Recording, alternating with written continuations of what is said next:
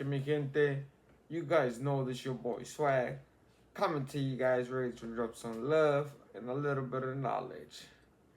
Today's topic, man, as you guys see in the title, is gonna be a crazy one.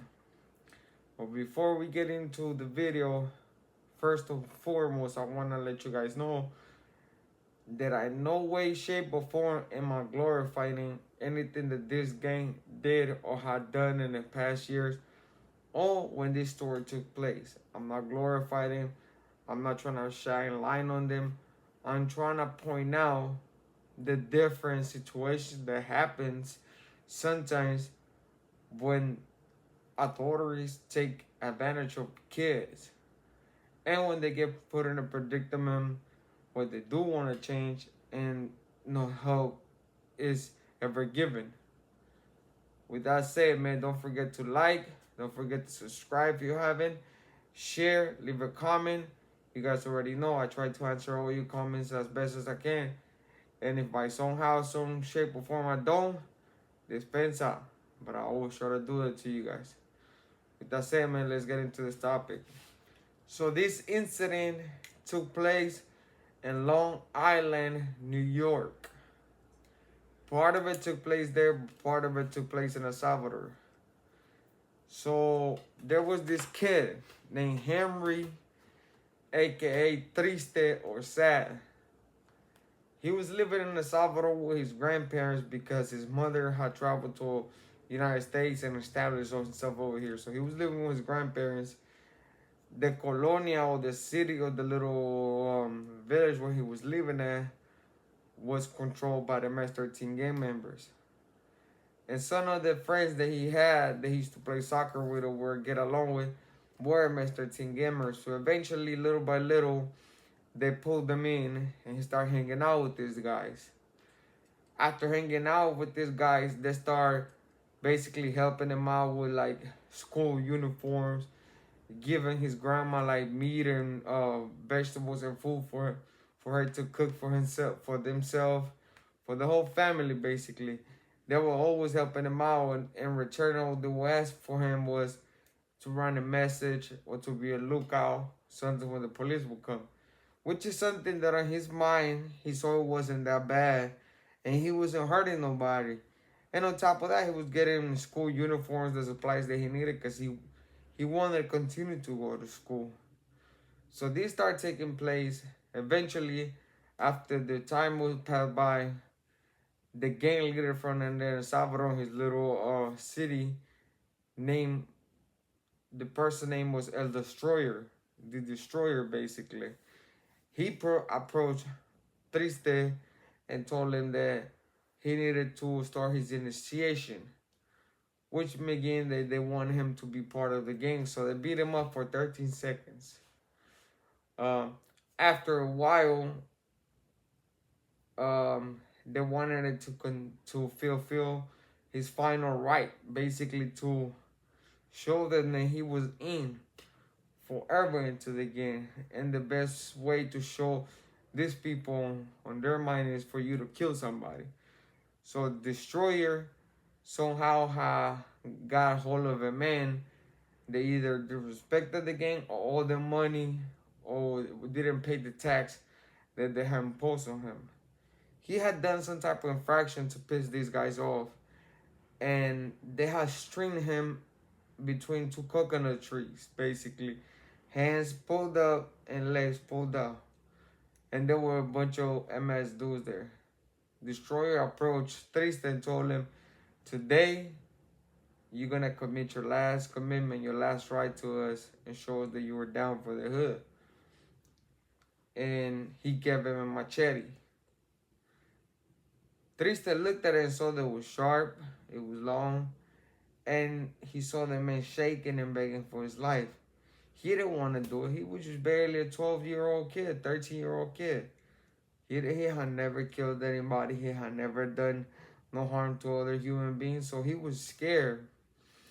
But the Destroyer started tracing with his fingers along where he wanted him to do the harm to the man. He pointed to the throat, then he pointed to the stomach, that where he wanted it to stab him. With no other choice but to do it. Triste decided to do it for the simple fact that he wanted to live a little longer. He didn't want to die right then and there because the choice either was the man that string up on the coconut trees or himself. He trusts himself. He was a kid, barely coming up, barely going. He had his whole life ahead of him. So he did what he was supposed to do. He killed that man in there. After that, he started hanging around with these guys more.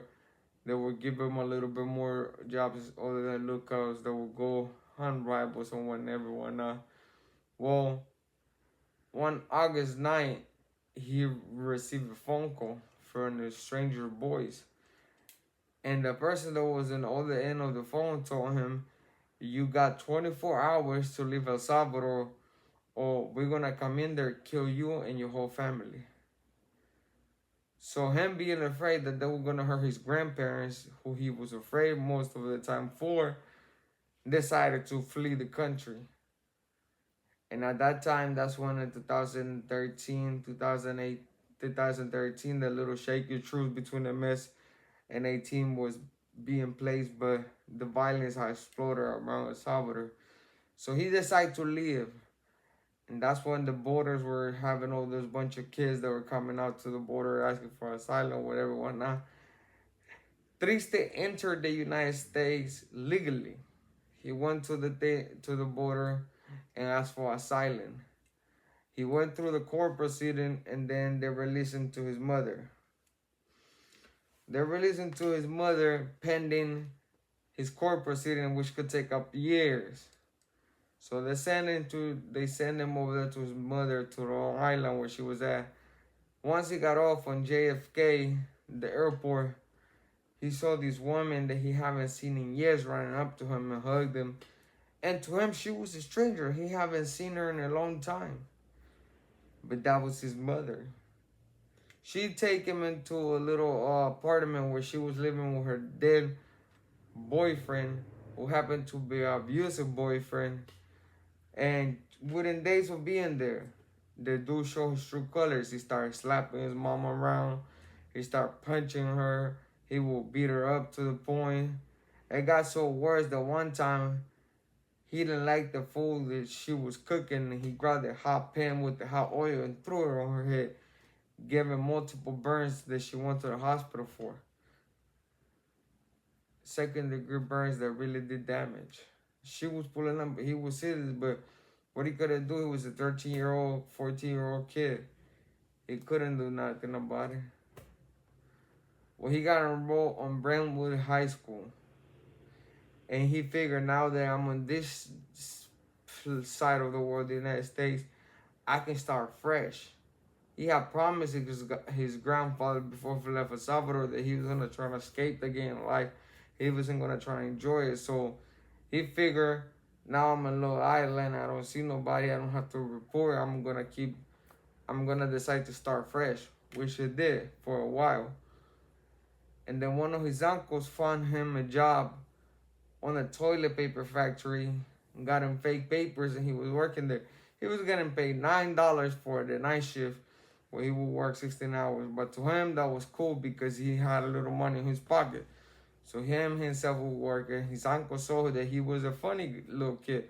That if you get to know him, you crack a smile with you, he would joke around.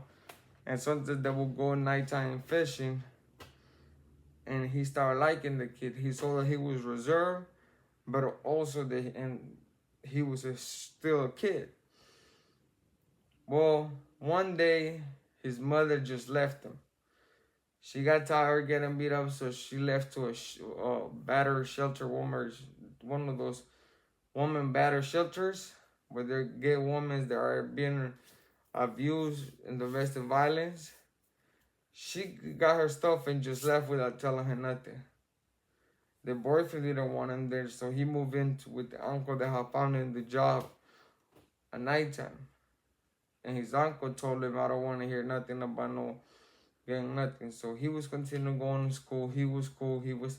He started to like in school. He started to talking to people. He started to do that until 2 years later, his happiness, his joy He's thinking that he was gonna escape the violence from that he had fled El Salvador. The gang came down crashing on him.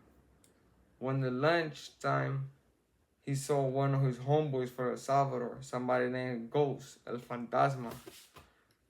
Ghost approached this kid and told him, "Hey, fool, what's up, man? Why you haven't report to El Salvador? Why you haven't report to the homeboys, to the clique?"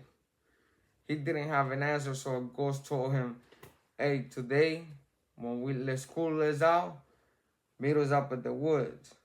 You got a DP coming for not reported in." And other part of the world is not reported in, that would have made it taken like you rank it, and they probably could have done more damage to you, either kill you. But in Long Island, because of the stuff that was going on with the president, the deportations, and everything else, they didn't want to make it seem obvious. So he shows up at the woods. There was a couple other homies that he knew. El Fantasma, Blackie, and two other dudes that he didn't know about. But he knew these two from El Salvador. They were there. They whooped his ass. They gave him a discipline. And from there on, they told him he needed to start reporting to the Long Island clique, to the East Coast program, where they were following in New York. They belonged to the clique, because, you know, MS got sub-cliques, basically. So they were now becoming sailors, and that was supposed to be his placazo, Triste for sailors. He needed to represent himself as that, so people understood it. So he started hanging out with his homeboys because he eventually didn't have any choice. If not, they were gonna keep beating him up, eventually kill him. So he started hanging out with these kids. Violence started going crazy. At that time, President Trump was involved in the war against MS. That he felt all immigrants were part of MS, so he wanted to deport him. Three young kids have already been killed at Brentwood High School by the hands of Triste's homeboys. They already killed 3 people already, 3 kids from the high school. For disrespecting MS, disrespecting the girlfriends of the MS dudes, and one because he had banged on them, the wrong set. So they took him to the woods, beat him up, killed him, and buried him there. They had chosen this little woods trail that was behind the high school, a little further down the way. And even on the trunk of the trees, or on the trees themselves, they have wrote the 503, they have wrote the letters, MS, they have wrote the symbols that represented. So people actually knew that park belonged to them. That's the fear tactic that they would use. Henry knew about what was going on. He didn't feel good doing it. He didn't feel right beating him up. That wasn't his life anymore. He didn't want to do it. One time there was a little girl that I believe later on she was identified as Kyla Cuervas. She started throwing gang signs, blood gang signs out there. Triste goes and tells his homeboys like, "Hey, look, check it out. This highness gang banging on me, blood gang." At that moment, Fantasma, who was the dude that was right there for them, he was somebody who spoke for them in the high school. But in Long Island, the crazy parties in El Salvador, you have leaders that are 30, 40 years old. Over here, their shot callers were 2 brothers, 2 twin brothers. They were living in an apartment underneath one of those flats with their mother. And that's who they were answering. 2 twin brothers that were younger like them. There wasn't no big shot caller 30 years old. They were answering to 2 kids, basically. And at first, they weren't trying to be violent like that, like the war in Salvador. But little by little, the old tactics and the old ways of how they will put fear in people in El Salvador start coming out of them. They start beating up kids. They start punching on them. They will even stab a few of them in the park on the way out. They will start doing damage to them. So Triste told him, but then at the same time about this girl, he felt bad because it was a girl. So the MS crew from there got together and they were discussing this Haina, this young lady, and they came up with a response that basically she was a female. They were conflicted that she was a female. She was 15 years old, so they told Triste, look, we can kill her. She's a female. Just keep an eye on her and see what she does. If she continues to disrespect the man, she continues to throw gang signs on, then we're gonna decide from there. Unfortunately for the girl, whether she thought it was a joke or she took us as a joke, they didn't. They already killed 3 people that Henry knew about. 3 kids. She continued to throw gang signs at them, and then finally they decided to put her on the hit list to be killed. But they didn't go out looking for her. They didn't go out trying to take her out after school or nothing. They just were trying to figure out where to catch her. So one afternoon, Fantasma and a bunch of dudes with him, they are driving around. There's a bunch of sailors in the car. And they see Kyla walking home with a friend. And they decided to do what they have to do on their gun terms. So they jumped out of the cars with bats and machete and they start beating her up. With bats and machete, they start whooping on that kid. To the point where they take her life. And because they didn't want to live witness, they also killed the friend that she was walking with. The scene was so gruesome and the violence they inflicted on that kid was so unforgettable and unforgivable that when the police got there initially, they thought she got hit by a car. Like she was run over by a car. That's how bad it looked. But that messed it with Triste's head and he didn't feel comfortable anymore. So that killing of the girl started messing with his head. So at school, he didn't know how to talk to people. He didn't know how to do it. He knew he wanted it out, but he didn't know how to go about it. So one day, as he sat on his school, he started writing and drawing and letting his heart out. He started confessing in paper, and people were trying to look. The other students were trying to peep to see what he was doing. He wouldn't let them. So once he finished confessing and drawing and showing that, he ripped the papers and put it in between the other assignments and walked up to the teacher desk and handed it to her and walked off.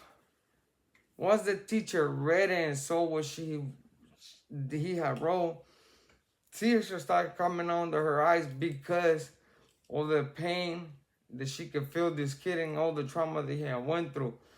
She took him to the principal office, and here's where the story gets twisted. Bear with me, guys. I know it's a little longer.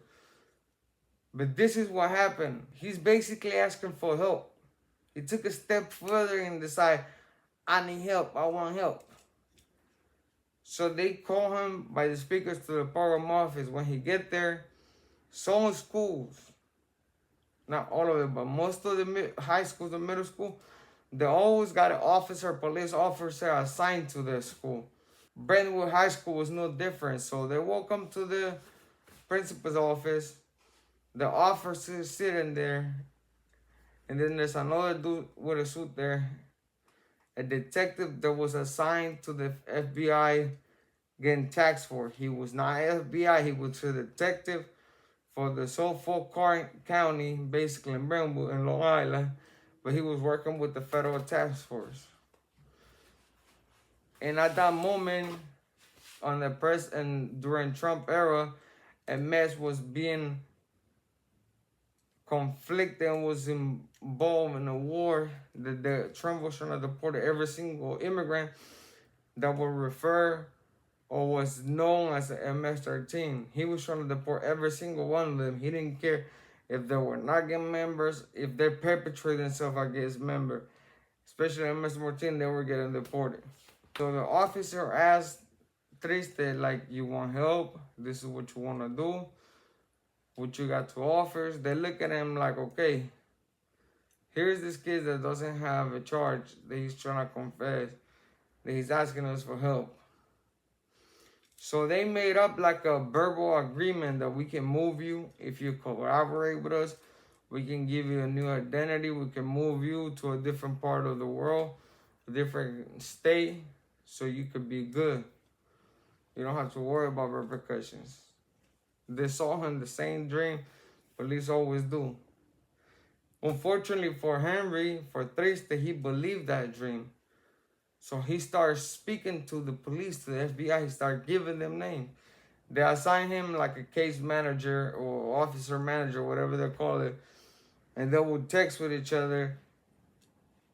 And most of the time, Henry will always want to just talk about the stuff that he did, the stuff that he felt was remorse to him. And the officer always would try to switch the conversation to a direction he wanted it to go. Like who was the leader is, who killed the... Because after those two girls got killed, the police came down really bad on him. So he was trying to like get the names from Henry who killed the little girls, the two little girls. But Henry would always come to his pain, to what he was feeling. And that's what he would speak on. He wasn't trying to get there. Eventually, the police start asking about two boys' names. They were asking, do they have guns? Are they here illegal? Because that's the tactics they will use. If you were here illegal, they will come in, soup you up, and arrest you and deport you. So they will make it easier for the system. Well, eventually, Triste does get those two names.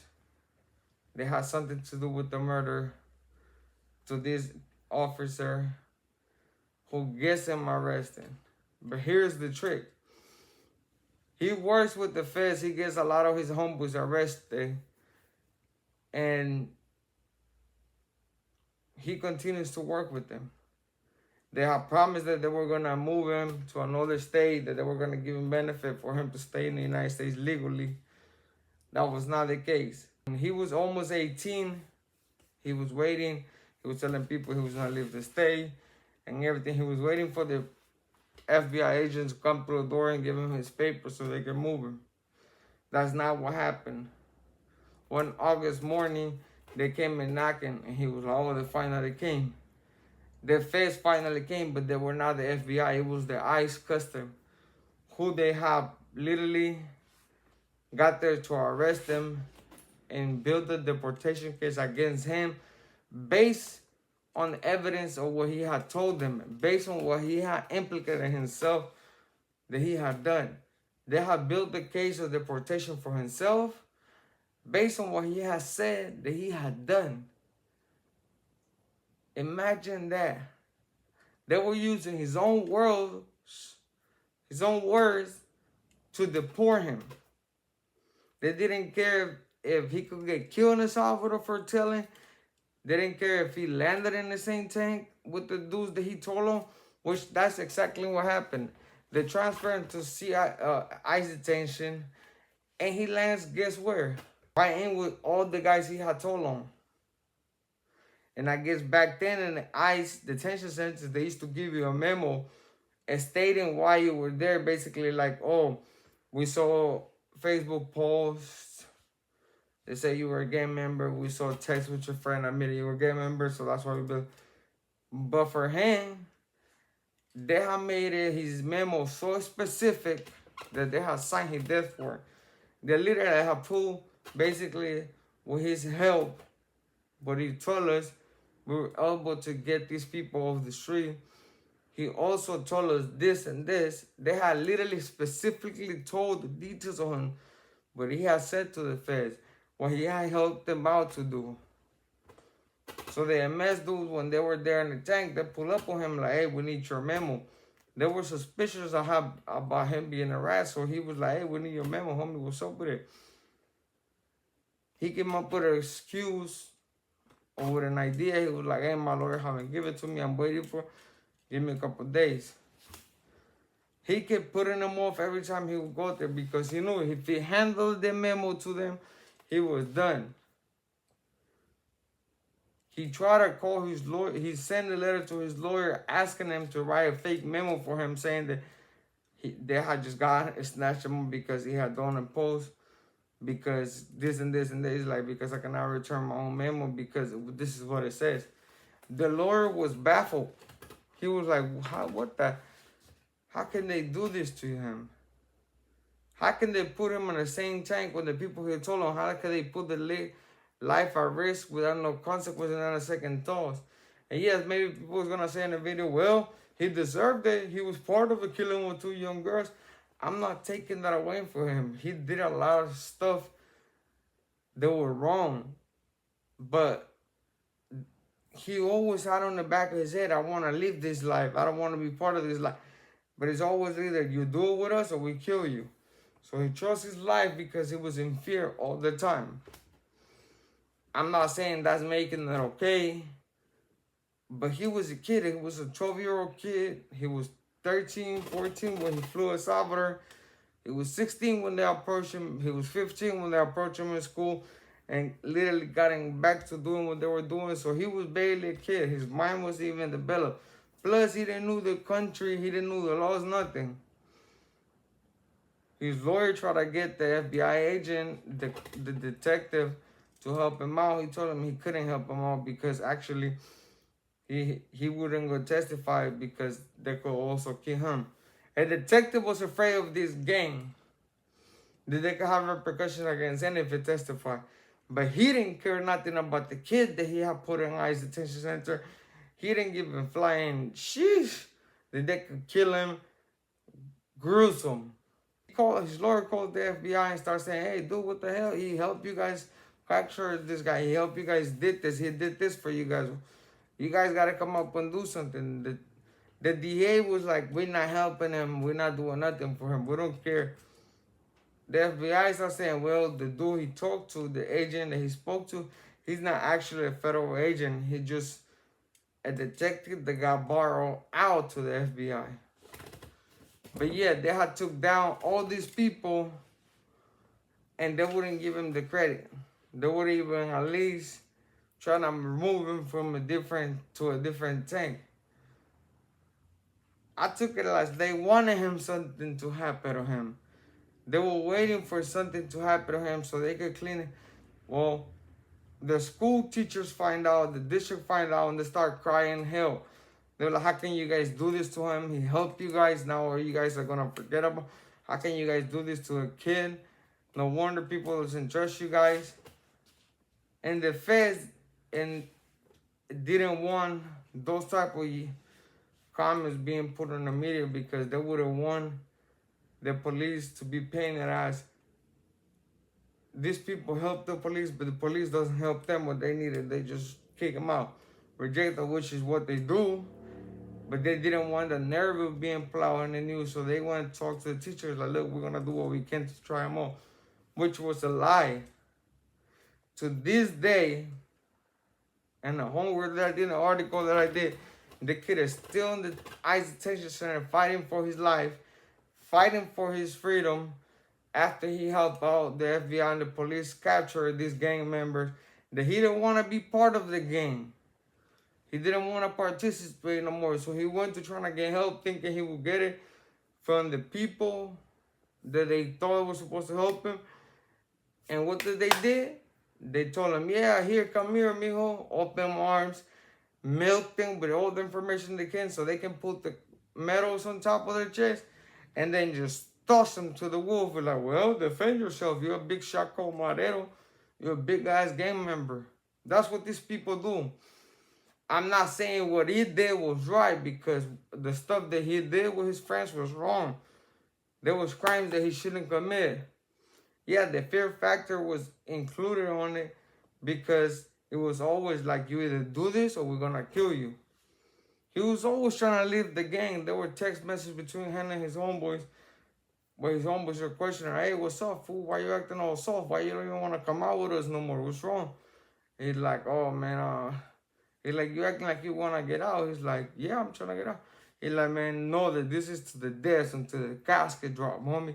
We're not letting you out. If you think about doing anything else, talking to police or anything, We're gonna get you, bro. We're gonna get your family down in El Salvador. So with that fear factor in mind, he tried to not participate on violence. If it didn't have to, he always had an excuse when they told him, hey, we're gonna go do something. He'd be like, oh, I'm working late. Oh, I gotta help my uncle. Oh, I gotta do this. Because he was still a kid, so the curfew still applied to him.